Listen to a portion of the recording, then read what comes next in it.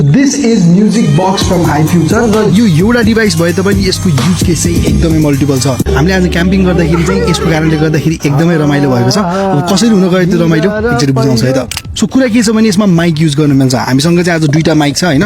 So यसबाट चाहिँ मैले युज गर्न मिल्यो र यसबाट मैले।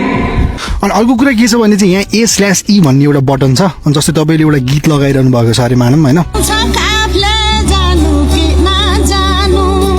अब यो गीत चाहिँ बजिरहेको छ अनि यसमा चाहिँ यो भोकललाई हटाउने तर म्युजिक राख्ने हो भने त हामीले क्यारियोकीको छुट्टै त्यो अडियो डाउनलोड गरेर अनि बल्ल बजाइन्थ्यो नि त। त्यसमा चाहिँ यो गर्नु परेन के। यो A/E भन्ने बटनलाई क्लिक गरिसके पछाडि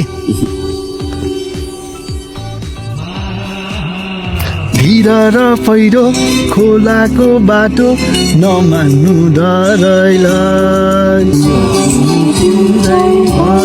यसरी चाहिँ गाउनु मिल्यो क्या। 12,000 mAh को लार्ज ब्याट्री छ। So battery life is long. 10 घण्टासम्म नन स्टप बजाउन सकिन्छ र sound quality and bass is insanely good. माइकको कुरा गर्दाखेरि ब्याट्री राख्नेवाला होइन, दे आर रिचार्जेबल र 15 देखि 20 फिट टाढासम्म पनि कनेक्ट हुन्छ। अनि अर्को कुरा यहाँ राम्रो के छ भने यसमा गिटार पनि प्लग गर्न मिल्छ। सो गिटारलाई प्लग गरेर लाउड साउन्डमा पनि बजाउनु मिल्यो। तपाईँ साथीहरूसँग रमाइलो गर्दै हुनुहुन्छ भने त्यो एकदमै काम लाग्छ।